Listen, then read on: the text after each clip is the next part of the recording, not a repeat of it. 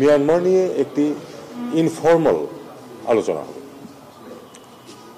উল্লেখ করেছেন তারা যে ইনফর্মাল আলোচনা হবে, অর্থাৎ একেবারে যে যখন ফর্মাল কথাবার্তা হয় তখন যেরকম আমাদের একেবারে স্ট্রেট জ্যাকেট থাকে তার থেকে একটু বাইরে থাকবে। এখন তিনটে বিষয় আছে, বর্ডার, ক্রাইম, তারপর মিয়ানমারের ভবিষ্যৎ, এগুলি নিয়ে একটু কথাবার্তা হবে।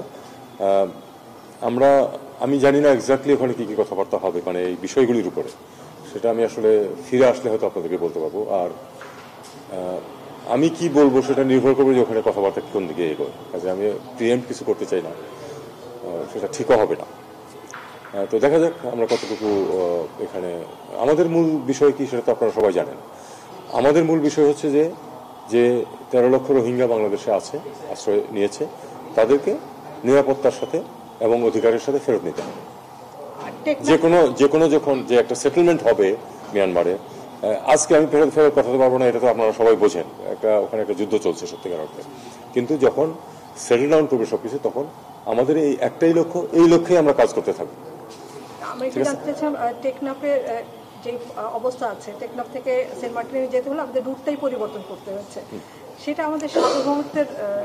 দেখুন, একটা যুদ্ধাবস্থায় অনেক কিছুই করতে হয়। আসলে ওখানে একটা যুদ্ধাবস্থা বিরাজ করছে, আমরা সেই যুদ্ধের অংশীদার না, কিন্তু একটা যুদ্ধাবস্থা যেখানে বিরাজ করছে সেখানে অনেক সময় আমাদেরকে সাবধানে অনেক কিছু করতে হয়। আমার মনে হয় আমরা এটা সেভাবেই দেখি আপাতত। এটা তো স্থায়ী হতে পারে না, এটা এক সময় এটাকে এমনভাবে আসতে হবে যে আমাদের যে নর্মাল যে রুট সেগুলি যেন আমরা ব্যবহার করতে পারি, রিস্ক না নিয়ে।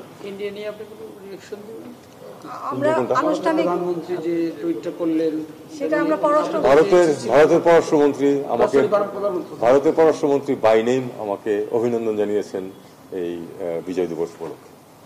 প্রধানমন্ত্রী যে বক্তব্য দিয়েছে পররাষ্ট্র মন্ত্রণালয় থেকে আনুষ্ঠানিক মানে কোনো প্রতিবাদ আমরা পাইনি। আমরা যদি দেখি বিক্ষিপ্তভাবে আইন উপদেষ্টা তিনি ফেসবুকে ভেরিফাইড তার পেজে প্রতিবাদ করেছে।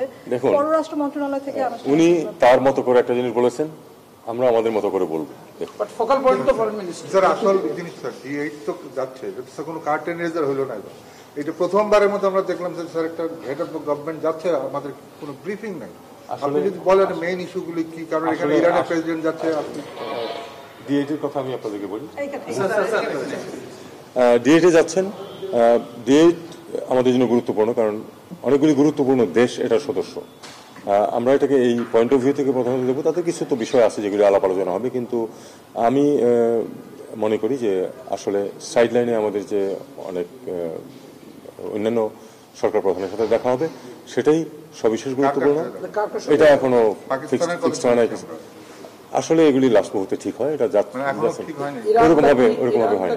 আমি বলতে পারছি না ঠিক দেখা হবে কিনা, তবে কিছু বাইলেটারাল মিটিং অবশ্যই হবে।